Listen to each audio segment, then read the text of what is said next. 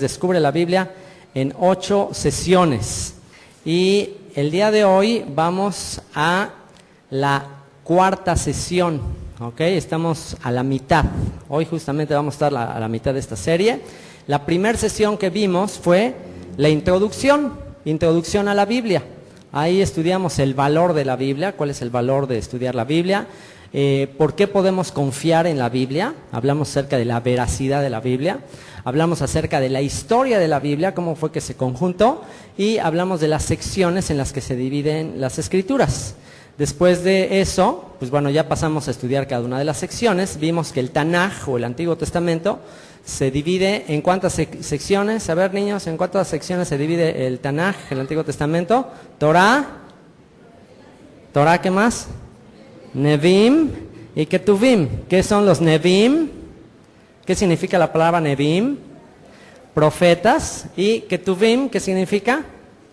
Los escritos, ¿ok? Entonces ya estudiamos el panorama de la Torah, que son los 5 libros de Moisés, el Pentateuco. Ya estudiamos los Nevi'im, ya vimos la vez pasada un panorama acerca de los profetas. Y el día de hoy corresponde a los Ketuvim, los escritos, la parte que nos falta del Antiguo Testamento. O sea que hoy vamos a terminar el Antiguo Testamento. Hoy vamos a cerrar ya toda la parte del Antiguo Testamento y ya nada más entregaremos al cierre, la segunda parte de este estudio, que será el Brit Hadashah, el Nuevo Testamento, los libros históricos del Nuevo Testamento, que son los Evangelios y el libro de los Hechos, las epístolas o cartas generales, las epístolas o cartas de Pablo y la profecía final y el Apocalipsis, ¿ok? Así que bueno, pues esto es lo que nos falta. Vamos a entrar el día de hoy a la sección de los Ketuvim, los escritos. Dentro de esta sección de los escritos están los siguientes libros. Está el libro de Salmos, está el libro de Proverbios, está el libro de Job, está el libro de Cantar de los Cantares, está el libro de Ruth, está el libro de Lamentaciones, está el libro de Eclesiastés, está el libro de Esther, el libro de Daniel, que la vez pasada que estudiamos los profetas alguien me decía, oye, pero faltó Daniel. Lo que pasa es que el libro de Daniel está dentro de la sección de los Ketuvim, de los escritos. Recuerden que este es el canon, esta es la división en la que está la Biblia de acuerdo a la tradición judía. El judaísmo es así como dividió las secciones de la Torah, del Tanaj, de esta manera. Entonces, aquí en la parte de los escritos está el libro de Daniel, está el libro de Esdras y Nehemías, que están incluidos como un solo libro, y por último, los libros de Crónicas, el primero y segundo libro de Crónicas. Así que hoy vamos a ver un panorama del tema de cada uno de estos libros, ¿ok? Entonces, pues vamos a entrar al primero de ellos, que es el libro de los Salmos, Salmos en hebreo. A ver, pongan atención, niños, recuerden cómo se dice Salmos en hebreo. ¿Quién sabe cómo se dice Salmos en hebreo? Teilim, ¿ok? El libro de los Salmos, Teilim, son himnos, cantos, canciones, eso es los Teilim. Y el Salmo 42, versículo 1 dice, como el ciervo brama por las corrientes de las aguas, así clama por ti, oh Dios, el alma mía. Como el ciervo brama por las corrientes de las aguas. ¿Se acuerdan de esa canción?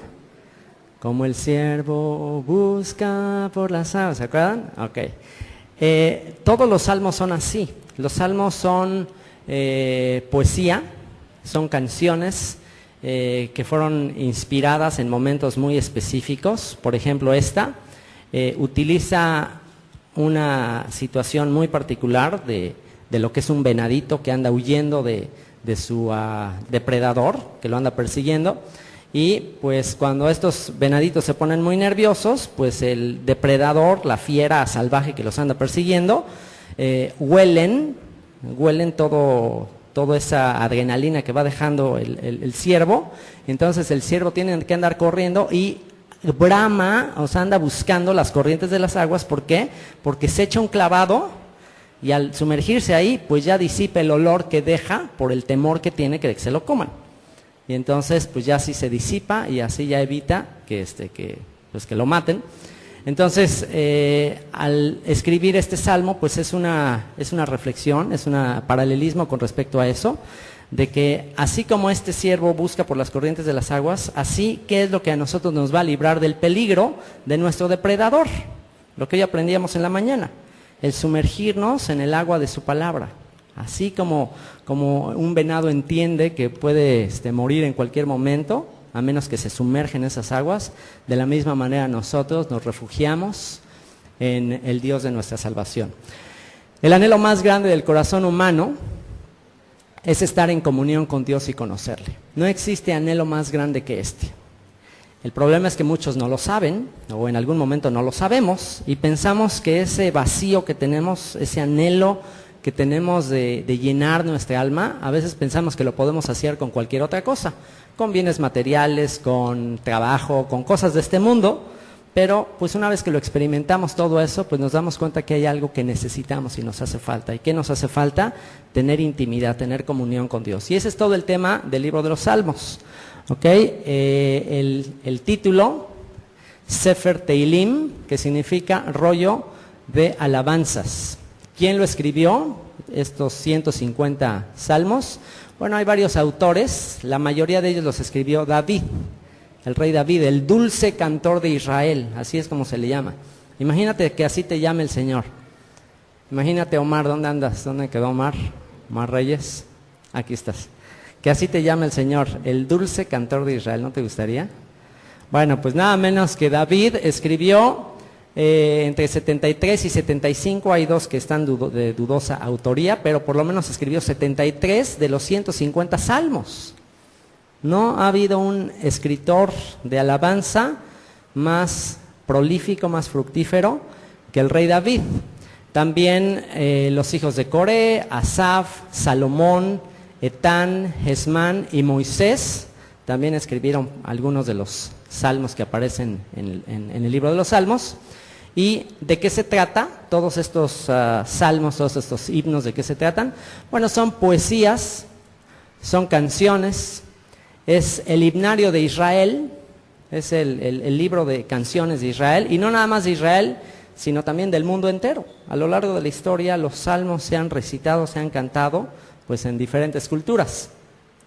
A diferencia de las canciones que en Occidente se cantan, si se dan cuenta las canciones que cantamos en Occidente tienen que ver con ritmo, tienen que ver con rimas.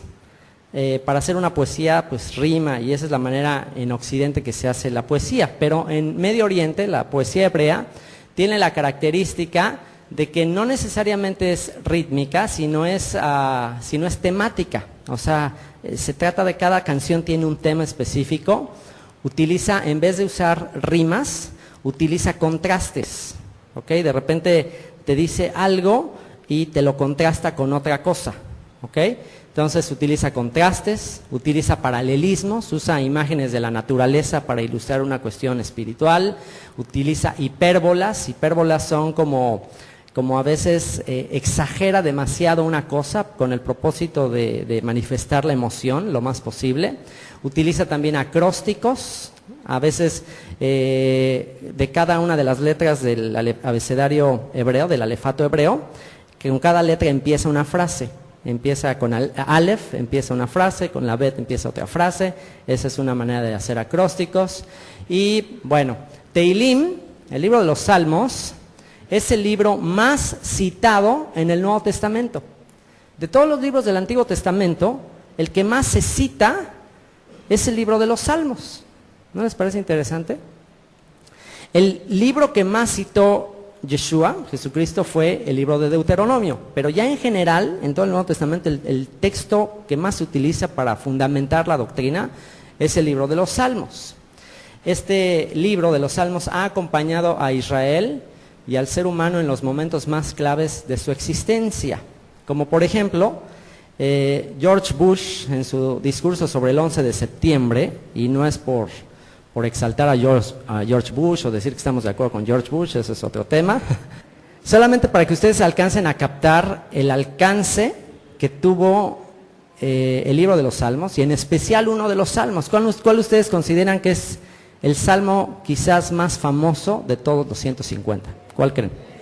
Salmo 23, el Señor es mi pastor, nada me faltará. En lugares de delicados pastos me hará descansar, junto a aguas de reposo me pastoreará. Confortará mi alma, aunque ande en valle de sombra de muerte, no temeré mal alguno. Tu vara y tu callado me infundirán aliento. Aderezas mesa delante de mí en presencia de tus angustiadores. Mi copa está rebosando. Ciertamente el bien y la misericordia me seguirán todos los días de mi vida, y en la casa del Señor moraré por largos días. Bueno, ese salmo tan famoso, lo citó nada menos, lo expuso George Bush después del ataque de las Torres Gemelas, el 11 de septiembre, en lo que se considera el discurso presidencial de Estados Unidos más emotivo de la historia. Ustedes se imaginan que la canción que escribió un pastorcito ahí en el desierto de Judea, ahí cuando estaba siendo perseguido quizás, o en el momento que estaba ahí con las ovejas en el desierto, ustedes se imaginan que él pensó el alcance que iba a tener esa canción que le estaba escribiendo al Señor, y que un día, alrededor de 3000 años después, se iba a estar recitando esa canción ante todo el mundo, escuchándola en todo el planeta Tierra. O sea, ustedes se imaginan el alcance que tuvo esto. Vénganlo ya nada más así de manera terrenal. O sea, ¿te imaginas el hecho de que una canción que fue escrita hace 3000 años se esté recitando así ante todo el mundo? Eso es algo impresionante, ¿sí o no, Mateo? Es algo impresionante. Entonces, bueno, pues ¿dónde es los hechos que se llevan a cabo en los salmos? Bueno, en Israel, también en territorios, por ejemplo, el territorio de Moab, de repente ahí David, en situaciones donde estaba siendo perseguido por Saúl, también escribió por ahí algo. ¿Cuándo? Entre los años 1410 y 430 antes del Mesías aproximadamente. ¿Y por qué? ¿Por qué fueron escritos estas canciones, estos salmos? Para mostrar la vida real en un mundo real. Para mostrar la vida real en un mundo real. La realidad horizontal en contraste con la vertical. ¿Qué es la realidad horizontal? La realidad que tenemos aquí en este medio, a nivel de lo que pasa aquí en la Tierra, en contraste con lo que pasa a nivel vertical, a nivel de la relación con Dios.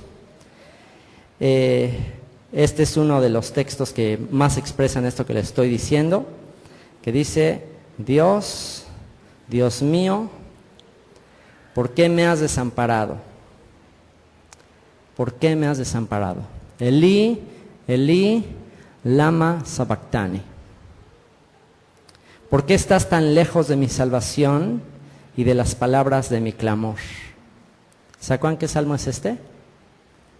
Salmo 22. Si ustedes leen el Salmo 22 de principio a fin y leen la narración de la crucifixión, se van a dar cuenta que obviamente que David escribió ese salmo, pero pareciera que proféticamente David escribió como si él mismo estuviera experimentando cómo era una crucifixión antes de que la crucifixión fuese inventada. La crucifixión fue inventada varios años después, pero si ustedes analizan ese salmo, es impresionante lo que dice, como si David estuviera experimentando esa situación. El Salmo 22 es increíble, y de hecho, todo lo que dice Yeshua desde el principio hasta el fin, al estar en la cruz, tiene que ver exactamente con todo lo que dice el Salmo 22. Comienza con esta línea: Dios mío, ¿por qué me has desamparado? ¿Por qué estás tan lejos de mi salvación y de las palabras de mi clamor? Dios mío, clamo de día y no respondes, y de noche y no hay para mí reposo. Y aquí viene el contraste, fíjense cómo está el contraste. Dice al final: pero tú eres santo, tú que habitas entre las alabanzas de Israel. ¿Se dan cuenta del contraste? Por un lado está lo que yo estoy viviendo aquí en la vida diaria, en la vida práctica, en la vida de todos los días. Señor, ¿qué pasó? Clamo, te pido, oro, llevo años pidiéndote, estoy en esta situación, Señor, y no me la estoy acabando. Parece que no me oyes, parece que no escuchas. ¿Por qué me has abandonado? ¿Por qué? Porque todas las evidencias de este mundo me dicen que algo está mal. pero el contraste es, Señor, pero tú eres santo. O sea, no importa lo que esté viviendo en esta circunstancia, Señor, tú estás en otro nivel. Tú eres santo, tú eres real, tú eres bueno, tú no cambias, tú sigues siendo el mismo, tú eres santo, tú que habitas entre las alabanzas de Israel. El escribir esto y el leer esto te trae mucho alivio y te trae mucho consuelo en tiempos de angustia. ¿Por qué? Porque muchas veces cuando tú y yo estamos abrumados ante las dificultades de este mundo, las dificultades de este mundo de alguna manera te distorsionan la realidad acerca de Dios. Te hacen pensar que por cuanto aquí todo está hecho un desastre, te hacen pensar que también, pues a lo mejor Dios ya se le olvidó o también Dios tiene problemas. Pero en realidad una vez que tú dices, Señor, pero tú eres santo, en ese momento como que haces pintas tu raya, pintas la raya y decir, ¿sabes qué? Independientemente de todo lo que pase aquí, Señor, tú eres bueno. Tú eres santo, Señor. Tú eres justo. Y eso es muy importante reflexionarlo. Que nunca lo que pasa en esta vida te haga pensar que ya por lo que está pasando aquí, entonces pues ya Dios hay algún problema con Dios. Puede ser que en ocasiones la vida sea injusta, puede ser, pero eso no quiere decir que Dios es injusto. Dios es justo, Dios es perfectamente justo.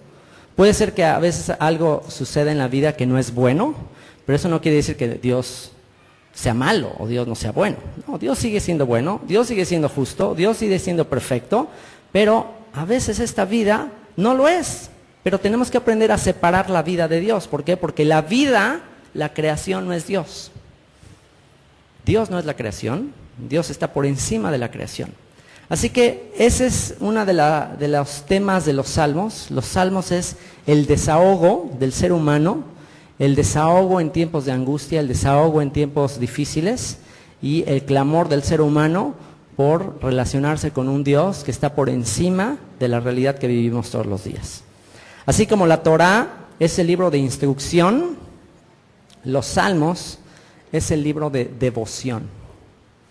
Así como estudiando la Torá vamos a aprender cosas de vida práctica, el libro que necesitamos para tener intimidad y comunión con Dios es el libro de los Salmos. Dios busca adoradores en espíritu y verdad, y algunos dicen incluso que el tema de los Salmos está relacionado con el tema de cada uno de los 5 libros de la Torá. Algunos incluso han seccionado los salmos, los 5 libros, porque los 150 salmos están seccionados en 5 partes, en 5 libros de salmos, y algunos relacionan cada una de esas secciones de los salmos con cada uno de los libros de la Torá. Es un detalle interesante. Y bueno, pues si tú quieres aprenderte los salmos, si tú quieres vivir los salmos, si quieres tener una profunda intimidad con Dios a través de los salmos, y llegar a generar un corazón como el de David, que tenía una intimidad con Dios por estarle escribiendo todo el tiempo y cantándole y en cercanía con Él, un tip es que todos los días leas 5 salmos.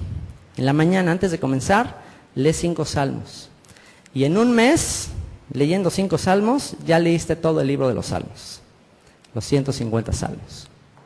Así que ¿quién se aviente el reto de todas las mañanas, antes de comenzar su mañana, leer 5 salmos? Y así, cada 30 días vas a volver a empezar, y vas a volver a empezar, y vas a volver a empezar. Y te aseguro que te vas a memorizar bastante. Si a veces en momentos de angustia, te aseguro que los vas a necesitar. Así que bueno, pues ahí está la tarea. Y bueno, pasemos ahora al libro de Proverbios. Proverbios en hebreo es Mishlei. Ahorita vamos a ver lo que significa. Y ¿tú qué harías si Dios te preguntara, pídeme lo que quieras, que yo te lo voy a dar? ¿Qué le pedirías? A ver, niños, que se te manifestara el Señor y te dijera, pídeme lo que quieras. El Xbox, el Wii, la computadora, lo que tú quieras, pídeme y te lo voy a dar. ¿Qué le pedirías? Eso se lo preguntó a un jovencito llamado Salomón, menor de edad, un muchachito que había sido elegido para ser el rey de Israel, y se le manifiesta el Señor, le dice, pídeme lo que quieras. ¿Qué le pedirías? Bueno, pues en Primera de Reyes, capítulo 3, versículos 5 al 14, podemos leer ahí que Salomón pidió sabiduría. Salomón pudo haber pedido riquezas, fama, muchas cosas, y no pidió esas cosas, pidió sabiduría. Y Dios no nada más le dio sabiduría, sino le dio lo que no pidió, también le dio fama, riquezas y muchas otras cosas. Así que Proverbios, Eclesiastés y Cantar de los Cantares son la respuesta a la petición de Salomón de tener sabiduría. Así que si tú quieres tener sabiduría en la vida, te recomiendo memorizar el libro de los Proverbios. Proverbios, ¿qué significa Mishlei? El título en hebreo es Mishlei Shlomo. Shlomo es el nombre de Salomón, que significa Proverbios de Salomón. Un proverbio es, en hebreo, proverbio es la palabra mashal, que significa literalmente refrán. Un refrán es una afirmación breve, popular, que expresa una verdad general. O sea, son verdades populares, verdades, principios que cualquier persona, no importa qué nivel educativo tiene, cualquier persona puede entender y cualquier persona puede aplicar para su vida diaria. Eso es el libro de Proverbios, refranes, principios de sabiduría del rey Salomón. Y quien lo escribió ya vimos, el rey Salomón, y algunos otros. Hay por ahí algo que escribió Agur, etcétera. ¿De qué trata? Bueno, así como el libro de los Salmos, ya vimos que es para nuestra devoción diaria, nuestra relación vertical, el libro de los Salmos es para tu comunicación con Dios. No hay mejor cosa que cuando ores, no ores tus propias palabras, ores palabras que fueron inspiradas por Dios, como el libro de los Salmos. ¿Okay? Así que Salmos es para nuestra devoción diaria, es para nuestra relación vertical. Proverbios es para nuestra vida práctica diaria, para el trato los unos con los otros, para las relaciones interpersonales, para las relaciones familiares. Para eso es el libro de Proverbios. La Torá, los libros de Moisés son la teoría, el libro de Proverbios es la práctica. Muchos de los principios y leyes de la Torá, al estudiar el libro de Proverbios, te vas a dar cuenta que ahí se aplican esas leyes, pero a nivel práctico. ¿Dónde fue escrito? En Israel también. ¿Cuándo? Entre el año 970 y 690 antes del Mesías. ¿Y por qué? ¿Por qué fue escrito este texto? Por lo que dice Proverbios 1 al 7. Acompáñenme por favor a Proverbios 1. Proverbios 1 al 7. Aquí vamos a ver cuál es el motivo, cuál es la razón de la escritura de este libro. Proverbios 1, versículos 1 al 7, dice lo siguiente: los proverbios de Salomón, hijo de David, rey de Israel, para entender sabiduría y doctrina. Doctrina es enseñanza. De hecho, la palabra doctrina que aparece aquí en el versículo 2 es la palabra disciplina. También para aprender cómo ser disciplinados. ¿Quién batalla? Aquí, levanten la mano los que de aquí que dicen, híjole, yo batallo con la disciplina. Híjole, me cuesta trabajo ser disciplinado. Me cuesta trabajo, o batallo con la sabiduría. A ver, ¿quién dice, me falta sabiduría? Bueno, para eso fue escrito el libro de los Proverbios. Solo necesitas leer. Es más, fíjense nada más, aquí viene otra parte de la receta. Receta de devoción y receta de sabiduría. 5 salmos diarios en la mañana, lo primero que hagas. 5 salmos diarios y un proverbio diario. Esa es la receta. ¿Quieres tener devoción, intimidad con Dios y sabiduría y disciplina? Bueno, échate 5 salmos diarios y un proverbio. Y en un mes terminas y vuelves a empezar. Y vuelves a empezar, y vuelves a empezar. Por ahí en unos 50 años ya vas a tener un poco más de sabiduría, doctrina, devoción. Así que para entender sabiduría y doctrina, para conocer razones prudentes, ¿a quién les falta prudencia? Para conocer razones prudentes, para recibir el consejo de prudencia, justicia, juicio y equidad, para dar sagacidad a los simples. Aquí fueron muy elegantes los traductores de Reina Valera, fueron muy elegantes al decir para dar sagacidad a los simples, pero en realidad en el texto dice para dar más inteligencia a los tontitos, los necios, los que no tienen mucha inteligencia para incrementar su nivel de inteligencia. A los simples, que aprendan a ser más astutos. Y a los jóvenes, inteligencia y cordura. A los jóvenes, a los inexpertos, inteligencia y cordura. De hecho, la palabra cordura es la palabra propósito, para a los jóvenes darles propósito. ¿Cuál es uno de los grandes problemas que tenemos con los jóvenes de hoy en día? Que no tienen propósito, no tienen rumbo. Como no tienen propósito, no tienen rumbo, no saben hacia dónde van, pues andan desperdiciando un montón de tiempo. Entonces, receta para los jóvenes, un proverbio al día, y van a empezar a tener rumbo. Oirá el sabio y aumentará el saber. Es decir, no existe una persona lo suficientemente sabia para no seguir aumentando el saber. Y el entendido adquirirá consejo, para entender proverbio y declaración, palabras de sabios y sus dichos profundos. Y cierra con el versículo 7, uno de los textos más importantes de toda la Biblia, que dice: el principio de la sabiduría es el temor del Señor. El principio de la sabiduría es el temor del Señor. Los insensatos, los necios, los tontos, desprecian la sabiduría y la enseñanza. Así que, Proverbios, si quieres incrementar tu sabiduría, tu prudencia, tu propósito en la vida, el libro de Proverbios. Esa es la razón por la que se escribió. Y bueno, pasemos ahora al siguiente libro, libro de Job. Y el famoso escritor clásico de la literatura inglesa, William Shakespeare, dijo lo siguiente. Dijo: man, poor man, so ignorant in that which he knows best. Man, poor man, so ignorant in that which he knows best. Que traducido es: hombre, pobre hombre, tan ignorante en aquello que conoce mejor. ¿No les gustó la frase? Hombre, pobre hombre, tan ignorante en aquello que conoce mejor. Según los expertos, dicen que si tú dedicas 10 años de tiempo completo a estudiar un tema determinado, te convertirás en un experto. Valga la redundancia. Si tú te dedicas 10 años de tiempo completo a estudiar un tema, te vas a hacer un experto. Bueno, esto no sucede así con la Biblia y con Dios. Ejemplo, libro de Job. El libro de Job es un ejemplo de que entre más conoces de las Escrituras, entre más conoces de Dios, en realidad te das cuenta de que es ilimitado, de lo limitado que es tu conocimiento. De hecho, las mismas Escrituras dicen que el que cree estar firme, que el que cree que ya lo conoce, que el que cree que ya sabe, es justo que no sabe nada. Con una persona ya se cree, no hombre, yo ya manejo la Biblia.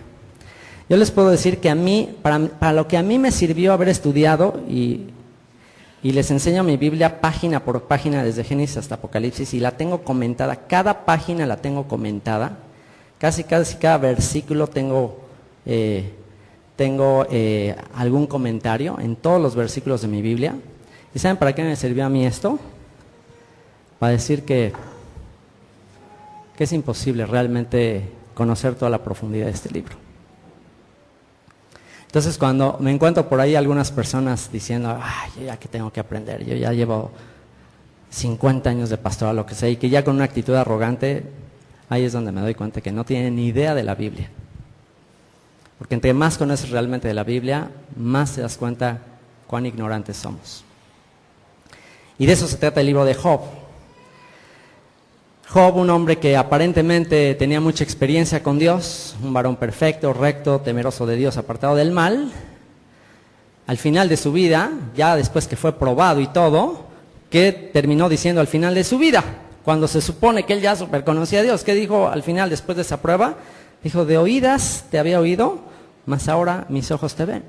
Una vez que tuvo una experiencia poderosa, muy fuerte de prueba con Dios, ahí es cuando dijo: wow, no tenía ni idea de qué se trataba. ¿Quién fue que escribió este libro? Bueno, se desconoce. quizás Moisés. Algunos afirman que quizás Moisés, otros dicen que fue Job mismo o algún autor desconocido, quizás después del exilio a Babilonia, aunque es el libro más antiguo, es considerado el libro más antiguo de toda la Biblia. ¿De qué trata? Pues es una historia sobre la manera en que Dios prueba al ser humano con un fin y propósito específico. ¿Ok? ¿Cuál es el propósito específico? Ahorita lo vamos a ver. ¿Dónde se escribió? Se escribió en Mesopotamia, en la tierra de Uz, lo que es el área de Irak actualmente.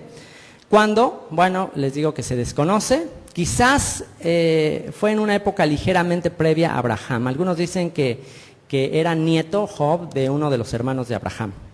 ¿Y por qué? ¿Por qué fue escrito? Bueno, este es el propósito del libro de Job, para motivar al ser humano a confiar en Dios a pesar de las pruebas e injusticias de la vida. Para que el ser humano aprenda a confiar en Dios, a pesar de que en esta vida va a haber cosas injustas, va a haber cosas que no entiende.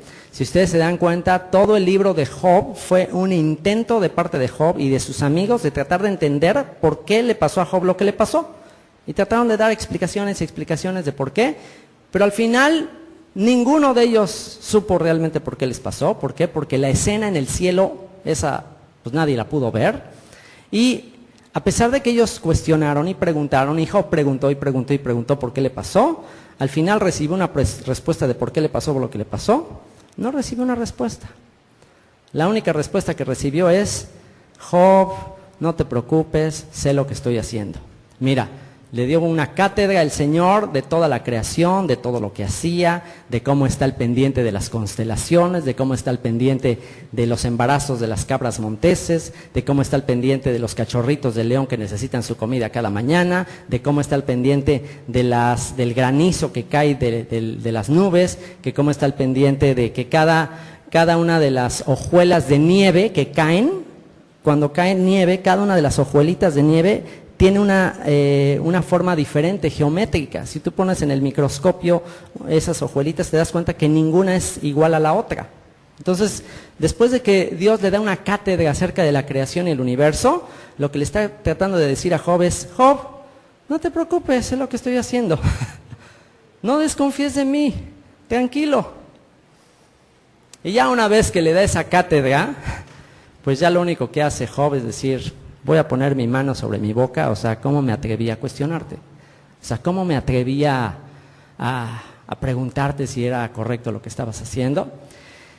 Y pues el texto clave del libro es cuando Job dice, en esas circunstancias de que Dios no le da respuesta, Job termina diciendo: yo sé que mi Redentor vive y al fin se levantará sobre el polvo. Y después de deshecha esta mi piel, en mi carne he de ver a Dios, al cual veré por mí mismo, y mis ojos lo verán, y no otro, aunque mi corazón desfallece dentro de mí. Esa es una verdadera fe. Esa es verdadera fe. Verdadera fe es que aunque no vea, sigo creyendo. Aunque no veo, sigo confiando. Si ustedes analizan toda la lista de ese famoso Salón de la Fama de la Fe, del capítulo 11 del libro de Hebreos, nos habla de toda una lista de personajes que mantuvieron su fe a pesar de que no recibieron lo prometido. Y siguieron confiando y dicen, pues nunca recibieron lo prometido, pero sabían ellos que habían depositado su confianza en el lugar correcto. Así que bueno, para todos aquellos que por momentos pasan momentos difíciles, que por momentos les entran dudas, lean el libro de Job, en especial los capítulos finales donde Dios da una cátedra de la creación y dice: no te preocupes, yo estoy en control. Y el siguiente libro es el libro de Cantar de los Cantares. Cantar de los Cantares, Shir HaShirim en hebreo. Y algunos consideran este libro el lugar santísimo de la Biblia. Este sí les puedo decir yo que es mi libro favorito de la Biblia. De verdad, este sí créanme. Bueno, para que me crean, este texto, Cantares 8:7, lo puse en nuestras invitaciones de boda. Cuando yo me casé, este versículo estaba. Entonces eso es una prueba de que este sí es mi libro favorito. Las muchas aguas no podrán apagar el amor, ni lo ahogarán los ríos. Si diese el hombre todos los bienes de su casa por este amor, de cierto lo menospreciarían. Y el libro de Cantar de los Cantares, les digo que es considerado el lugar santísimo de la Biblia. El Cantar de los Cantares quiere decir como el máximo canto que se haya hecho en la historia. Hace rato vimos el libro de los Salmos, pero bueno, de todas las canciones que se han escrito, el Cantar de los Cantares es lo máximo. Es como decir el lugar santísimo, es como decir el Holy of Holies. El lugar santísimo quiere decir esto es lo santo de lo santo. Entonces, es muy interesante que este libro, que es considerado como el lugar santísimo, como lo más santo de lo santo, al mismo tiempo, si ustedes lo leen, y si aún en la traducción al español tiene ciertos detalles que tú los lees y están así medios fuertezones, a nivel como de que te narra todo en un ámbito de romance entre un hombre y una mujer, y de repente te dice ciertas escenas de tipo de la relación de un hombre y una mujer desde una perspectiva poética, pero aún en el español a veces dice cosas así medias fuertes, ¿no?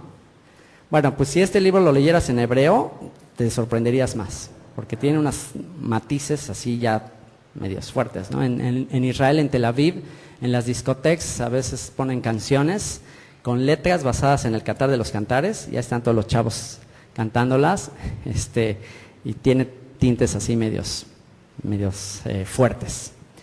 ¿Y por qué es así?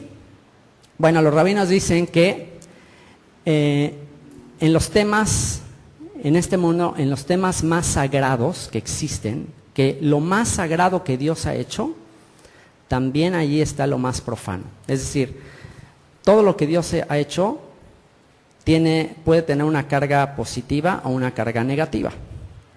Todo lo que Dios ha hecho tiene un propósito muy especial y puedes usarlo para algo muy sagrado o para algo profano. Y las cosas donde está la máxima santidad, en donde está la máxima santidad, también se puede encontrar la máxima bajeza.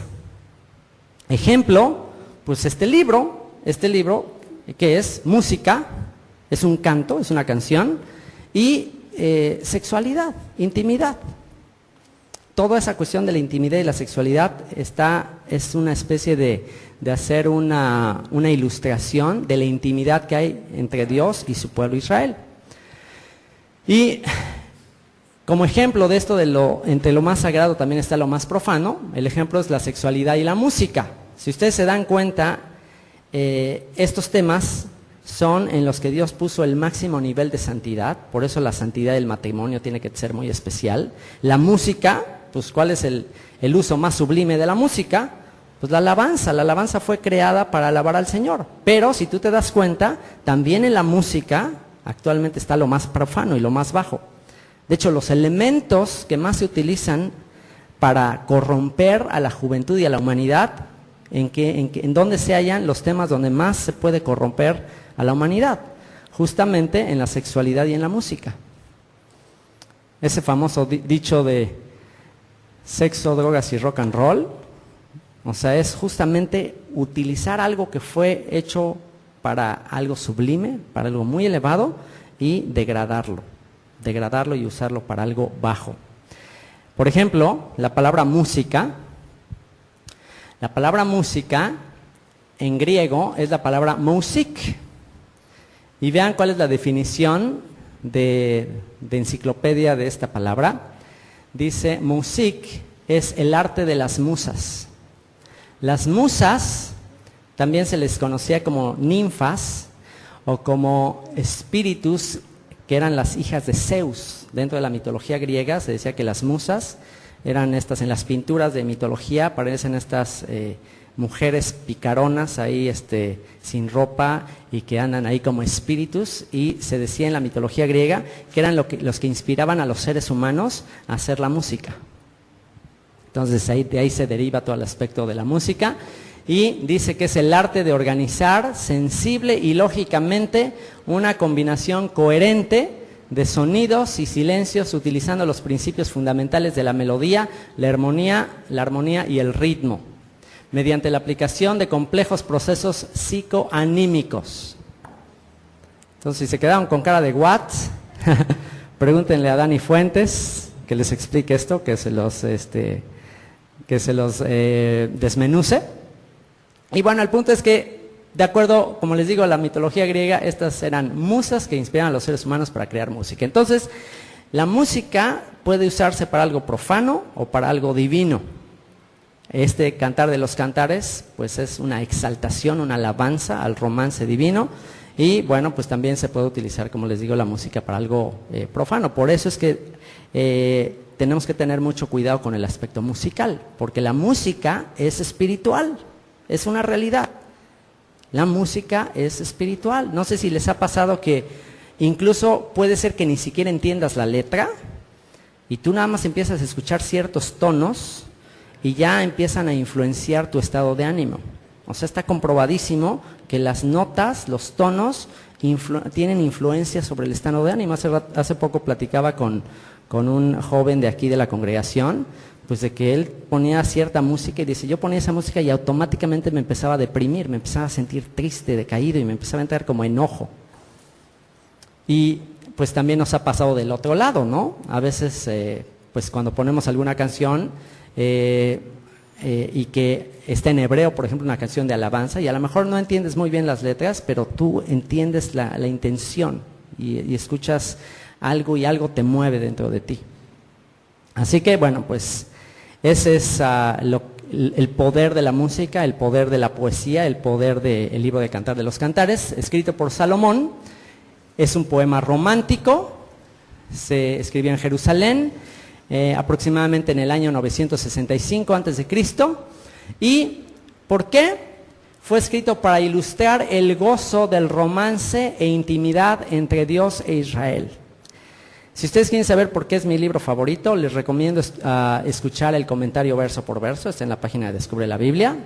¿Y por qué es mi libro favorito? Porque de manera poética, de manera artística, increíble, te relata el misterio de las dos casas de Israel.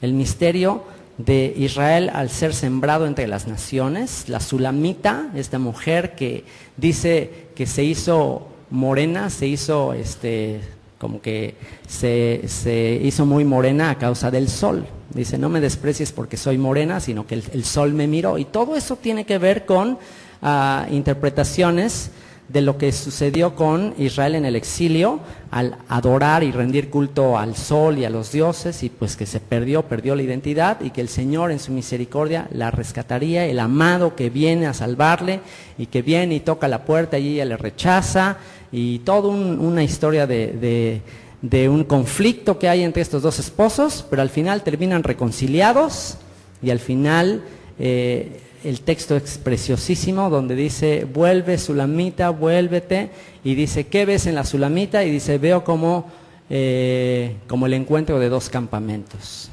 Entonces, wow, esa parte es impresionante. ¿Qué ves en la Sulamita? Veo el encuentro de dos campamentos. ¿Quiénes son esos dos campamentos, esos dos pueblos? Judá, Israel, y bueno, muchas cosas más. Es muy, muy profundo, muy poético. Se los dejo de tarea. Toda esta serie Descubre la Biblia en 8 sesiones. El único propósito que tiene es meterles curiosidad por meterse a estudiar así los libros verso por verso. ¿Okay? El siguiente libro, el libro de Ruth. ¿A quién le gusta el libro de Ruth? Libro de Ruth. Solo hay 2 libros de los 66 libros de la Biblia que llevan como título el nombre de una mujer. ¿Se dan cuenta qué honor? De todos los libros de la Biblia, solo 2 tienen el nombre de mujeres. Y qué curioso, qué interesante, que una de las mujeres, Esther, es una mujer judía, y la otra, Ruth, es una mujer gentil, una mujer moabita. ¿No les parece coincidencia? ¿No les parece que aún el hecho de que esto esté así tiene que ver con el misterio de las 2 casas, Judá y Efraín, entre las naciones que habrían de convertirse? Es impresionante. Así que es la historia de una mujer gentil, descendiente de una relación incestuosa, descendiente de esa relación de Lot con sus hijas. ¿Se acuerdan cuando es destruida Sodoma y Gomorra y que salen huyendo y que emborrachan al papá? Y de ahí, de esa relación surge Moab y surge Amón, y de ahí, de esa relación, desciende Ruth. ¿Qué hizo esta mujer gentil, descendiente de una relación incestuosa, para ser incluida en el Salón de la Fama de la Fe, y nada menos que en la genealogía del Mesías, según Mateo capítulo 1? ¿Qué fue lo que hizo? Bueno, pues vean lo que dice Ruth 1, 16, 17. Eso fue lo que hizo. Renunció a todo, dejó su tierra, dejó su parentela, siguió las pisadas de Abraham, es lo que hizo. Siguió las pisadas de Abraham, dejó su tierra y su parentela para seguir al Dios de Abraham, Isaac y Jacob. ¿Quién lo escribió? Según la tradición, lo escribió el profeta Samuel. ¿De qué se trata? Bueno, el tema es que Dios no hace acepción de personas. Dios no hace acepción de personas. Por supuesto que Dios escogió al pueblo de Israel como una nación santa, como una nación de reyes, de sacerdotes. Dios hizo una elección, Dios predestinó a Israel antes de la fundación del mundo para ser su nación. Sin embargo, la elección de Israel no excluye a las demás naciones. La elección de Israel no es dejar fuera a todos los que no sean Israel. La elección de Israel simplemente era un medio, Israel es el medio para llevar su mensaje a todas las naciones. Pero cualquier nación, cualquier persona, independientemente de su raza, de su familia, lo que sea, que de todo corazón quiere hacerse parte de la nación de Israel, es bienvenida. Y este libro es un ejemplo. Dios no hace acepción de personas.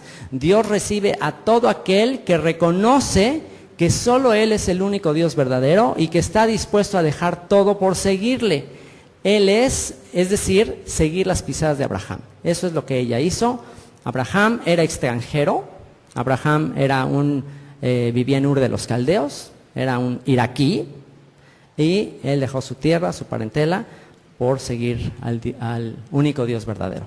Así que pues todos los que siguen las pisadas de Abraham, pues serán parte de la familia de Abraham. Donde se desarrollan los hechos, en Belén y en Moab. La tierra de Belén, nada menos que donde nace Yeshua. Posteriormente, todo lo que pasa en Belén está relacionado con la historia de Ruth. No podíamos entender todo lo que pasa con respecto al nacimiento de Yeshua sin entender la historia de Ruth. Y Moab, que es este territorio de donde era esta mujer Ruth, es una historia también de lo que se requiere para que una persona sea aceptada como parte del pueblo de Israel. Es una muy buena enseñanza lo que dice el libro de Ruth. De hecho, actualmente los rabinos utilizan como patrón para aceptar a una persona que se quiere convertir, utilizan como patrón la historia de Ruth. Así como Noemí rechazó 3 veces a Ruth cuando la quería seguir. Si ustedes leen el capítulo 1, dice que Ruth la quería seguir y Noemí le dijo, no, está difícil, mira, regrésate ya, pues, tú estás joven, cásate, no te preocupes. Y otra vez volvió a insistir por segunda vez y por tercera vez, y la tercera vez que insistió, ahí sí ya la dejó. Por eso ya está establecido que cuando alguien se quiere convertir, el rabino por lo menos lo tiene que rechazar 3 veces para seguir el patrón del libro de Ruth. ¿Y qué fue lo que pasó con otra mujer? Pues que como que sí insistió, pero a la mera hora que le dijeron no, siempre no. ¿Qué pasó con Orfa? Pues se regresó al final. Entonces es también un buen patrón para nosotros. Hay veces que nosotros somos muy insistentes a la hora de compartirle a alguien y casi ya nos dan la vuelta, ¿no? Ya nos ven y híjole, ahí viene ya me anda predicando y se cruzan la calle y somos muy insistentes. Entonces a veces nos equivocamos al hacer eso. O sea, Dios no es digno como para que estemos rebajando su reino y casi ofreciendo a la gente así como de regateándole a la gente, ¿no? Ándale, mira, acéptale, mira, te lo dejo más barato, mira, está bien fácil. Cada vez se la ponemos tan bajo a la gente que entonces cuando la gente dice sí, pues ya se lo abaratamos tanto el mensaje que pues tan fácilmente lo botan. Entonces recuerden que Yeshua dijo, no echen sus perlas a los cerdos. O sea, tenemos que tener mucho cuidado, tenemos que discernir. Cuando una persona realmente no le interesa, no quiere, pues tenemos que, ahora sí que es demasiado grande el reino, la invitación al reino es demasiado grande como para estarla malbaratando. Y pues bueno, ¿por qué fue escrito? Fue escrito, bueno, les dije cuándo, entre el año 1046 y 1035 antes del Mesías. ¿Por qué? Para mostrar el tipo de fidelidad y entrega que todo extranjero debe tener para ser adoptado como parte del pueblo escogido. Respondió Ruth, cuando 3 veces la rechazaron, al final respondió Ruth, diciendo, no me ruegues que te deje y me aparte de ti. Porque a donde quiera que tú fueres, iré yo. Y donde quiera que vivieres, viviré. Tu pueblo será mi pueblo y tu Dios será mi Dios. Donde tú murieres, moriré yo y allí seré sepultada. Así me haga el Señor y aún me añada que solo la muerte hará separación entre nosotras dos. ¿Quién estaría dispuesto a decirle esas palabras a alguien que es parte del pueblo de Israel? ¿Quién tendría ese carácter, ese valor de decir que Dios me añada? ¿Qué quiere decir que Dios me añada si algo que no sea la muerte logra separarnos? ¿Qué es que Dios me añada? Es que Dios me castigue. Imagínate tú decirle eso, que Dios me castigue si algo logra separarnos. Imagínense. Por eso es que ya cuando dijo esas palabras, Noemí dijo, wow, esas palabras no las dice alguien tan fácilmente, ¿no? Pues vente, sígueme. Y nada menos que es la bisabuela del rey David. Y nada menos que una gentil moabita en la genealogía de aquel que ha de ser rey por toda la eternidad. Impresionante, ¿no? Y bueno, el libro que sigue, el libro de Lamentaciones. El libro de Lamentaciones en hebreo es Eija. Así se llama este libro. Eija significa cómo, o sea, como una expresión de cómo fue a pasar esto. ¿Alguna vez le han dicho a alguien, ustedes, o alguna vez a ustedes le han dicho, después de que les advirtieron, y ustedes de todos modos no hicieron caso a las advertencias y de todos modos lo hicieron? ¿Alguna vez te han dicho la frase, te lo dije? ¿Alguna vez te han dicho esa frase? ¿Qué sientes cuando te dicen, ves, te lo dije? ¿Cómo sientes? Bueno, pues el profeta Yirmeyahu o Jeremías profetizó durante 40 años la destrucción de Jerusalén. Por 40 años estuvo diciéndole a los judíos en Jerusalén que Dios los iba a juzgar, que Dios iba a destruir el templo. Se los estuvo advierte y advierte y advierte y advierte.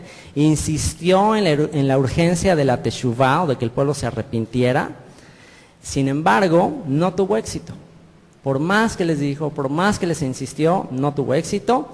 ¿Y cuál sería tu reacción si tú le adviertes y le adviertes y le adviertes a alguien? Por 40 años te dedicas toda tu vida, dedicó toda su vida al mensaje. Tan es así que Dios le dijo que no se casara para que se dedicara de tiempo completo a advertirle al pueblo. Por 40 años Jeremías insistiendo. ¿Qué harías tú si insististe por 40 años a alguien y no te hizo caso? Y se cumple todo lo que les dijiste, se destruye el templo, es arrasado el pueblo. ¿Qué les dirías? ¿Les dirías, se los dije? Bueno, el libro de Lamentaciones es el resultado de todas esas advertencias que no le escucharon. De eso se trata el libro de Lamentaciones. Es la reacción de Jeremías. El título, como les digo, Eija, que es cómo. O sea, ¿cómo fue a suceder todo esto? De hecho, les recomiendo muchísimo el libro de Lamentaciones, sobre todo si tú estás batallando con dureza de corazón. Cada libro de la Biblia es como una especie de receta, como una medicina. O sea, tú puedes saber cuál es la situación en la que estás viviendo o la de alguien más a la que le quieres recomendar algo. Si tú conoces a alguien que tiene una dureza de corazón y por más que le dices y no hace caso, receta, dale el comentario verso por verso de Lamentaciones. Y de eso trata. Lo escribió, como les digo, el profeta Jeremías, Yirmeyahu. ¿Y de qué trata? Es un poema de lamento por la destrucción de Jerusalén. Se conoce también como el muro de los lamentos de la Biblia, donde en Judá, cuando entre los años 586 y 575 antes del Mesías. ¿Y por qué? Para expresar el sufrimiento por las consecuencias del pecado. El pecado tiene consecuencias y tarde o temprano se van a desencadenar. El pasaje clave de este libro es: vuélvenos, oh Señor, a ti y nos volveremos, renueva nuestros días como al principio. De hecho, es una de las canciones que están en el disco que tenemos aquí, que hicieron ahí Daniel Fuentes y a Francisco Cantú. Vuélvenos, oh Señor, a ti nos volveremos, renueva nuestros días como al principio. Es hermoso este texto. Y bueno, después de este viene el libro de Eclesiastés. Los encargados del canon hebreo temían incluir este libro en el Tanaj, en el Antiguo Testamento, porque aparenta contradecir la importancia de la fe. Aparentemente, si tú lo lees así a simple vista, parecería que pues como que es incluso medio pesimista. O sea, parece que hay momentos en que aparenta decir que de nada sirve servir al Señor. Aparenta contradecir la importancia de la fe, el alto valor de la vida humana, ya que la frase que se repite continuamente es vanidad de vanidades. Continuamente, una y otra vez se dice vanidad de vanidades, todo es vanidad. Y parece que en ocasiones muestra la vida de manera pesimista y sin propósito y no hace diferencia entre hombre y animal. De repente dice, bueno, pues lo mismo es el animal que el hombre, lo mismo le pasa a los dos. ¿Quién te dice que uno sube y el otro se queda? ¿Quién te dice eso? Entonces te quedas así como que, wow. Y de repente aparenta de que pues ya no pasa nada, o sea, como que pues ya se acabó, te mueres y se acabó todo. De hecho, el no entender la manera poética en la que fue escrito este libro da pie a que de este libro se hayan sacado doctrinas equivocadas. Hay movimientos que utilizan textos de Eclesiastés como para argumentar doctrinas que están interpretadas de manera incorrecta porque no se dan cuenta que el escritor lo está haciendo de manera a veces como de desahogarse. O sea, y lo está haciendo desde una perspectiva que es muy importante determinar de este libro. Hay una clave o una llave maestra que nos ayudará a comprender el mensaje de todo el libro. Si no entendemos esta llave, esta clave, esta frase, entonces nos va a confundir este libro. ¿Cuál es esta llave o cuál es esta clave? La clave está en Eclesiastés 1, versículo 3, que dice, ¿qué provecho tiene el hombre de todo su trabajo con que se afana? Y la frase es, debajo del sol. Debajo del sol. La palabra frase para entender todo el tema de Eclesiastés es debajo del sol. El contraste de vivir una vida enfocada en lo que sucede debajo del sol, es decir, aquí, en la tierra, aquí donde calienta el sol, aquí en la playa. O sea, pues dice aquí donde calienta el sol, aquí en la playa, vanidad de vanidades. Sí, efectivamente, llega un momento en que no te sacias de ver, no te sacias de oír, todo el tiempo quieres más, todo el tiempo quieres más. Entonces, si toda tu perspectiva está cuando caliente el sol, va a ser una arruinada tu vida. O sea, va a llegar el momento en que vas a estar todo amargado, ya lo probaste todo y frustrado y no vas a estar satisfecho. Entonces, ¿cuál es la clave? Que trascienda tu visión y tu mente más allá de cuando caliente el sol. Más allá, hay algo más que esta vida. Hay algo mucho más grande que eso. Y así es como cierra el libro. O sea, está escribiendo el hombre más multimillonario, el hombre que vivió todos los placeres, que tuvo todas las mujeres, toda la fama, todas las riquezas, lo tuvo todo. Y pues al tratar de vivir terrenalmente se dio cuenta que todo era vanidad. Y al final del discurso, ya que probó todo lo que este mundo te puede ofrecer, al final él se dio cuenta que es lo único que verdaderamente vale la pena. Y es con lo que cierra el libro. Así que bueno, pues el título del libro en hebreo es Coelet, que significa predicador. Lo escribió Shlomo o Salomón, como ya dijimos. ¿De qué trata? De la vida debajo del sol. ¿Cómo es la vida debajo del sol? ¿Cómo dijo que era la vida debajo del sol? Vanidad de vanidades, como perseguir el viento. Si tratas de perseguir el viento, ¿lo vas a alcanzar? No lo vas a alcanzar.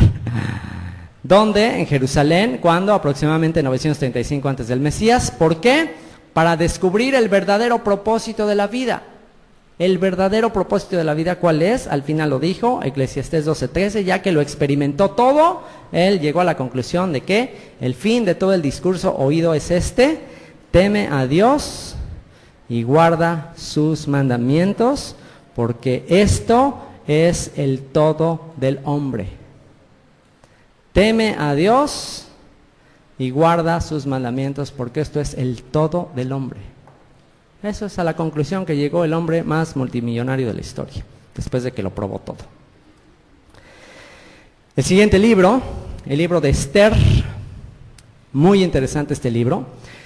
En 1944, para que se den una idea de la trascendencia que ha tenido este libro, en 1944, Adolfo Hitler, en un discurso, dijo que si los nazis perdían la guerra, así lo dijo, antes de que perdieran la guerra, obviamente, él estaba seguro que iba a ganar, él estaba seguro que iba a controlar el mundo, él estaba seguro que iba a conquistar Europa, él estaba seguro que iba a aniquilar a la nación judía. Y él en un discurso dijo que si ellos perdían la guerra, que si los nazis perdían la guerra, los judíos podían celebrar su segunda fiesta de Purim. Imagínense. El libro de Esther relata el origen de la primera fiesta de Purim, 473 a.C. aproximadamente, y la de otro Adolfo Hitler, otro similar a él. ¿Cómo se llamó? A ver, niños, ¿cómo se llamó este malvado Amán? Y bueno, Amán es uno de los muchos que a lo largo de la historia han tratado de exterminar, de borrar del mapa a la nación de Israel. Y es interesante, fíjense, ustedes saben que actualmente hay un movimiento que está tratando de borrar de la historia el hecho de que el holocausto sucedió. ¿Ok? Eso es algo muy interesante. ¿Qué sucedió con la Inquisición? O sea, ustedes han oído mucho en los libros de historia, en las primarias, así se difunde a gran escala que la Iglesia Católica persiguió y mató a una gran cantidad de judíos y que muchos de los católicos actuales son de origen judío, pero sus antepasados se convirtieron forzadamente al catolicismo y que pues ya perdieron su identidad judía. Eso se enseña en las primarias, eso se difunde. Eso no se difunde, eso no se enseña, eso se tiene como un gran secreto. Hasta últimamente en History Channel salió una serie que se llamó Los Archivos Secretos de la Inquisición. Hasta hace muy poco tiempo el Vaticano liberó, no sé cómo surgió esa cuestión, de que ya salieron muchos datos sobre la Inquisición, sobre todo en México. Entonces muchísima gente, muchísima población católica, apostólica, romana, así de hueso colorado, se sorprendería al echar un vistazo a sus apellidos, y muchos de ellos son de origen judío. En Israel hay todo un museo dedicado a esto. Hay toda una base de datos de una computadora que hay ahí para analizar los apellidos, y la gran mayoría de los apellidos de origen latino, mexicano, son de origen judío. Pero generalmente se dice, no, 1492, descubrimiento de América y todo eso. Bueno, pues toda la gente que venía de España, ¿quién se dice que eran? Pues son los de las cárceles, los delincuentes, todo eso. Pero no se dice que muchos de ellos, la gran mayoría, eran de origen judío, que habían sido expulsados de España y que ahorita viven pues yendo los domingos a misa sin saber que originalmente eran judíos.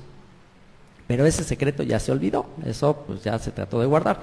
El holocausto ahorita pues ya tiene muy poco tiempo y se está tratando de negar. Lo interesante es que también el libro de Esther se está tratando de decir que eso nunca sucedió, que la historia de Esther es ficticia. Entonces es el mismo patrón siempre, tratar de negar que el pueblo de Israel ha sido perseguido. La historia de Moisés también se trata de negar. Todo se trata de negar, ¿por qué? Porque se trata de desarraigar la historia de este pueblo. Porque si se trata de desarraigar la historia del pueblo de Israel, entonces realmente toda la fe se derrumba. Y bueno, pues todas estas intentos del ser humano de borrar de la historia, de los libros, que todos estos acontecimientos hayan sucedido, ¿ustedes creen que será coincidencia o será parte de un maquiavélico plan? Y bueno, el título del libro, el libro Esther, tiene que ver con el nombre, que ya dijimos, otra de las mujeres cuyo nombre aparece como título de un libro.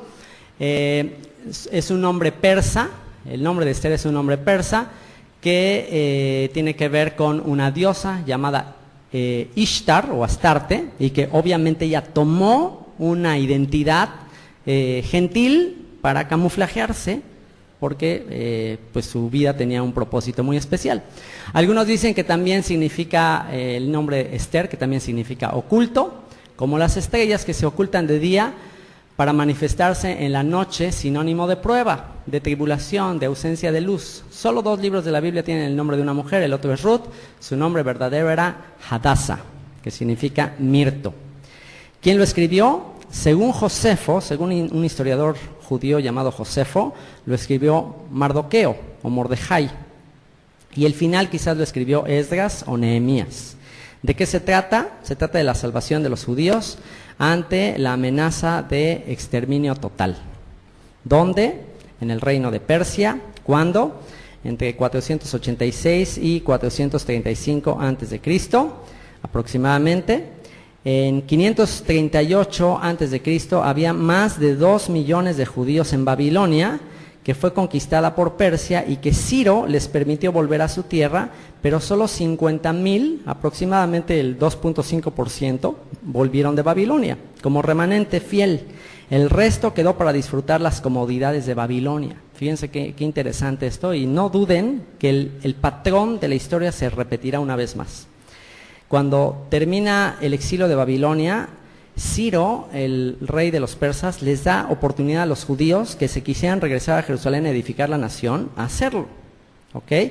Y de hecho lo vamos a ver más al rato en Crónicas. Les dio oportunidad de que volvieran. Solamente el 2.5% regresaron. ¿Qué sucedió con los que no regresaron? Estuvieron a punto de ser exterminados en esta gran tribulación del malvado Amán. ¿Será que se repita la historia cuando haya oportunidad de volver y los que decidan no volver? ¿Será que se repetirá la historia?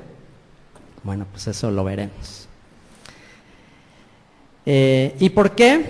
¿Por qué se escribió? Bueno, pues se escribió para demostrarnos que Dios está en control de la suerte de Israel. El hombre echa las suertes. Eso significa Purim, significa suertes. El hombre echa las suertes, pero el Señor es quien decide todo. Proverbios 16:33. El texto clave de este libro, cuando Mordejai le dijo a Esther, ella no quería ir ante la presencia del rey, temía por su vida, pero Mardoqueo le dijo, porque si callas absolutamente en este tiempo, respiro y liberación vendrá de alguna otra parte para los judíos, mas tú y la casa de tu padre pereceréis. Y quién sabe si para esta hora has llegado al reino. Es un pasaje precioso.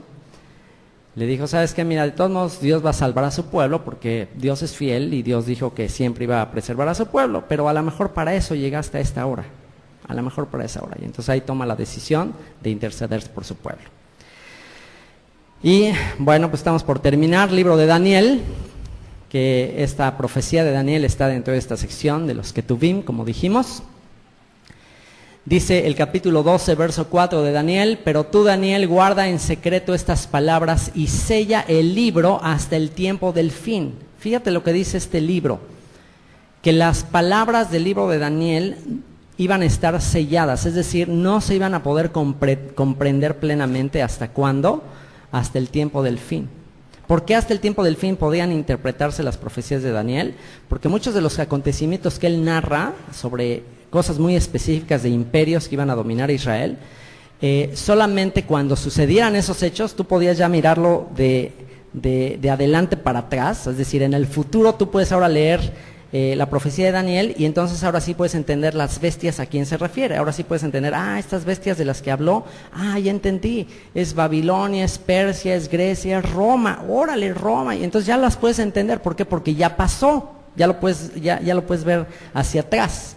En cambio, en esa época, pues como todavía no se, pues él escribió en la época de los persas, pues todavía no venían ni los griegos, todavía no venían ni los romanos, entonces pues era muy difícil interpretarla correctamente. Así que la máxima evidencia de que estos tiempos que vivimos son los tiempos del fin, la máxima evidencia es que ahora podemos entender el libro de Daniel. Si ahora podemos entender el libro de Daniel, es la evidencia que estamos en los últimos tiempos. ¿Qué les parece? Así que bueno, el título, Daniel, significa mi juicio es Elohim. Eso significa el nombre de Daniel. Mi juicio es Elohim, mi juicio es Dios. ¿Quién lo escribió? El profeta Daniel. ¿De qué se trata? Es profecía apocalíptica, profecía de los últimos tiempos, donde se escribió en Babilonia, cuando entre el 605 y 530 antes del Mesías. ¿Y por qué? Para traer esperanza a Israel en el exilio final.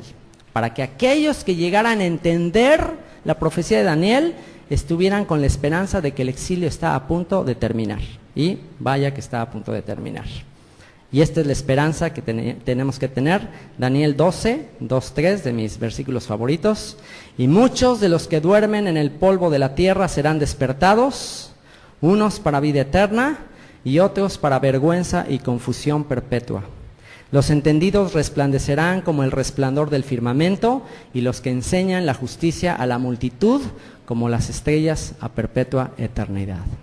¿Quién quiere brillar como las estrellas a perpetua eternidad? ¿Quién quiere despertar para recompensa, para bendición? Pues el requisito es enseñar justicia a la multitud. Libro de Esdras y Nehemías. Estos dos libros que en nuestras Biblias nos aparecen separados, originalmente eran un solo volumen. Dentro de la tradición judía, Esdras y Nehemías forman un solo libro, así es como aparece en manuscritos antiguos. Incluso en la Septuaginta aparecen como un solo volumen. La Septuaginta es la traducción al griego del hebreo. Los rabinos en el judaísmo enseñan que si Moisés no hubiese sido digno de recibir la Torá, el siguiente en la lista hubiese sido el sacerdote Esdras. ¿Por qué? Vean lo que dice Esdras capítulo 7-10. También, si tú quieres llegar a ese nivel al que llegó Esdras, ve lo que dice acerca de Esdras. Esdras 7:10 dice: porque Esdras había preparado su corazón para inquirir la ley del Señor y para cumplirla, y para enseñar en Israel sus estatutos y decretos. Esdras dedicó su vida a inquirir, a estudiar la ley del Señor, pero no nada más por estudiarla, sino para cumplirla y para transmitirla. El clamor de Nehemías, por otro lado, dentro del libro de Nehemías, el clamor de Nehemías por su pueblo y su ciudad puede ser una representación exacta de las palabras del Salmo 137. ¿Se acuerdan de ese Salmo 137? En los ríos de Babilonia, yo me acordaba de Jerusalén, que aquellos que nos llevaron nos pedían que les cantáramos canciones de Sión. ¿Se acuerdan? ¿Cómo cantaré canciones al Señor en tierra extraña? Si te olvidare, oh Jerusalén, pierda mi diestra su destreza, mi lengua se pegue a su paladar si de ti no me acordare. Si no pusiera a Jerusalén como el máximo motivo de mi alegría. Y incluso hay una canción popular que se derivó de este Salmo 137. ¿Se acuerdan de la canción de By the Rivers of Babylon? By the Rivers of Babylon. ¿Se acuerdan de esa? Bueno, esa canción se derivó de esta, del Salmo 137. O sea que cuando escuchen esa canción, By the Rivers of Babylon, acuérdense de Nehemías. Porque Nehemías, cuando le llega la noticia de que Jerusalén estaba desolada, que estaba hecho un desierto, ¿se acuerdan? Él era copero del rey, tenía una posición muy alta y se entera de que Jerusalén estaba muy mal y dice que se puso a orar, se puso a ayunar, clamó, le pidió al rey que lo dejara ir para allá. Y bueno, es muy emotivo todo lo que hizo Nehemías. El título del libro, Esdras o Ezra en hebreo, significa ayuda, y Nehemías, o el nombre Nehemías en hebreo es Nehemia, que por aquí anda alguien que tomó un nuevo nombre. Bueno, ya es Nehemia, el esposo de Ami, por aquí andaba, ya no lo veo, bueno, por ahí debe andar, por ahí anda. Ok, él es Nehemia, que significa el Señor consuela. ¿Quién escribió estos libros? Bueno, de acuerdo también a la tradición, los escribió el sacerdote Esdras o Ezra. ¿De qué se trata? Es la historia de la reconstrucción de Judá, de Jerusalén y el templo, en específico en el libro de Nehemías, de las murallas de Jerusalén, donde se lleva a cabo en Judá, en el sur de Israel, cuando entre el año 539 y el año 400 a.C. ¿Y por qué? Para detallar el relato de los exiliados que vuelven de Babilonia y la reconstrucción del templo y la nación. Pasaje clave, Esdras 7:10, que ya leímos, porque Esdras había preparado su corazón para inquirir la ley del Señor y para cumplirla y para enseñar en Israel sus estatutos y decretos. Y Nehemías 13:30 y 31, que dice: los limpié pues de todo extranjero. Esto lo dice Nehemías. Los limpié pues de todo extranjero y puse sacerdotes y levitas por sus grupos, a cada uno en su servicio, y para la ofrenda de la leña en los tiempos señalados y para las primicias. Acuérdate de mí, Dios mío, para bien. Nehemías fue un gran reformador. Nehemías fomentó el que el pueblo volviera a la Torá, echó a los extranjeros que no quisieron ser parte del pueblo de Israel, y él buscó la purificación del pueblo de Israel. Y por último, los últimos libros con los cuales vamos a cerrar el estudio del día de hoy son los libros de Crónicas, que incluyen los dos libros, primero y segundo libro de Crónicas. En nuestras Biblias los tenemos separados, pero originalmente eran un solo libro. Divrei Hayamim se llama, que significa palabras de los días. Se dividió en dos, este solo libro se dividió en dos en la Septuaginta, en la traducción del hebreo al griego. Y cronológicamente, al terminar estos libros, comienzan los de Esdras y Nehemías. ¿Quién lo escribió? También, de acuerdo a la tradición, fue escrito por Esdras, que se encargó de recopilar toda la historia del pueblo de Israel durante la época de la monarquía de Judá, para narrar todos los hechos que sucedieron, y de eso trata, de los aspectos relevantes de los reyes de Judá. El libro de primero y segundo de Reyes es como un recuento, como las crónicas de los reyes, pero ahí se narran tanto las historias de los reyes del norte de Israel también y de los de Judá, pero en Crónicas hace énfasis en el reinado de los reyes de Judá. Entre el año 450 y 425 a.C. aproximadamente. ¿Y por qué? Para mostrar los beneficios de la obediencia a la Torá y las consecuencias de la desobediencia, y para animar al remanente que volvería de Babilonia. Si tú lees estos libros te vas a dar cuenta que los reyes que desobedecieron la Torá, pues aparte de que arruinaron sus vidas, pues arruinaron la vida del pueblo. Y aquellos que fueron obedientes, que fueron contados, pero los hubo, pues trajeron bendición, prosperidad a la nación. Pasaje clave, segunda de Crónicas 36-23. Así dice Ciro, rey de los persas. Esto es al final ya de los libros de Crónicas, después de que Judá es llevado al exilio a Babilonia. Estuvieron 70 años, después Babilonia es conquistada por los persas, y Ciro, rey de los persas, dijo lo siguiente: el Señor, Dios de los cielos, me ha dado todos los reinos de la tierra, y Él me ha mandado que le edifique casa en Jerusalén, que esté en Judá. Quien haya entre vosotros de todo su pueblo, sea el Señor su Dios con él, y suba. ¿Te imaginas qué sucedería si algún día se diera un decreto así en Israel? De alguien que diga, ¿saben qué? Pues se me entregó este gobierno, se me entregó este territorio. Quien quiera en toda la tierra buscar y adorar y edificar estas ciudades de toda la tierra, sea el Señor con él y suba. ¿Tú qué harías? ¿Subirías o no subirías? Pues esa es nuestra esperanza, eso es nuestra esperanza, eso es lo que estamos esperando. Muy bien, texto a memorizar. Hoy concluimos la serie del Antiguo Testamento, del Tanaj. Este es el texto a memorizar una vez que hemos completado un panorama breve. Y si tú ya te metes al verso por verso, ¿qué podrías tener en tu mente una vez que estudias todo el Antiguo Testamento? Bueno, este pasaje de la segunda carta de Timoteo, capítulo 3, versículo 14 al 17, dice lo siguiente. Está escribiendo el apóstol Pablo, dice: pero persiste tú, le está diciendo a Timoteo, persiste tú en lo que has aprendido y te persuadiste, sabiendo de quién has aprendido, y que desde la niñez has sabido las sagradas escrituras, las cuales te pueden hacer sabio para la salvación por la fe que es en Cristo Jesús. Toda la escritura es inspirada por Dios y útil para enseñar, para redarguir, para corregir, para instruir en justicia, a fin de que el hombre de Dios sea perfecto, enteramente preparado para toda buena obra. ¿A qué escrituras creen que el apóstol Pablo se estaba refiriendo? Y que le estaba diciendo a Timoteo que desde la niñez las conocía. ¿A qué escrituras se estaba refiriendo? A todo el Antiguo Testamento que acabamos de estudiar, a nivel panorámico. Y vean lo que le dice Pablo a Timoteo acerca del Antiguo Testamento, que increíblemente actualmente se dice que no, que en eso ya no hay que meterse mucho. Fíjense qué increíble lo que le dice, que estas Sagradas Escrituras, es decir, el Antiguo Testamento, que dice, te pueden hacer sabio, ¿para qué? Para la salvación. por la fe que es en Cristo Jesús. Es decir, sin estas sagradas escrituras, ¿podrás obtener salvación por fe en Cristo Jesús? ¿Se podrá obtener salvación por fe en Cristo Jesús sin las sagradas escrituras de las que está hablando Pablo? Es decir, el Antiguo Testamento. No. Se está depositando la confianza en algo vano.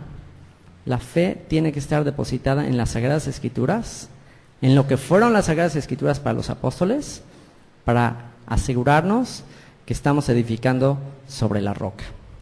Así que bueno, pues vamos a orar y que verdaderamente nuestra fe esté edificada sobre aquello que los apóstoles dijeron que era la roca, era el fundamento.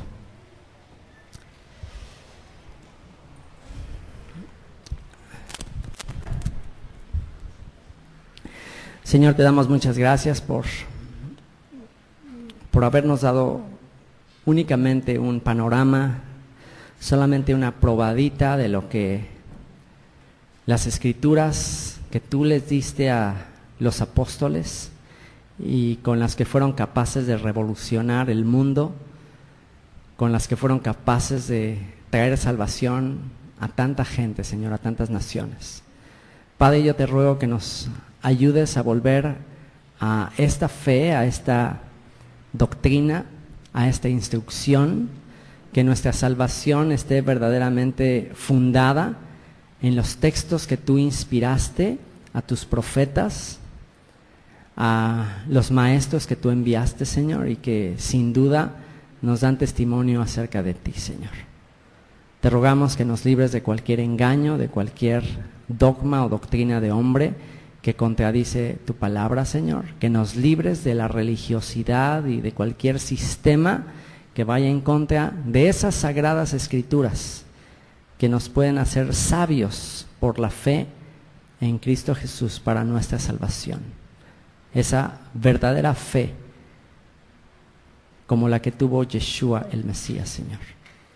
Bendito seas por ello, Señor, y ayúdanos a maravillarnos con la unidad, con la armonía de las Escrituras y que sepamos que fueron dejadas como herencia para tu pueblo Israel, sembrado y disperso entre las naciones, Padre.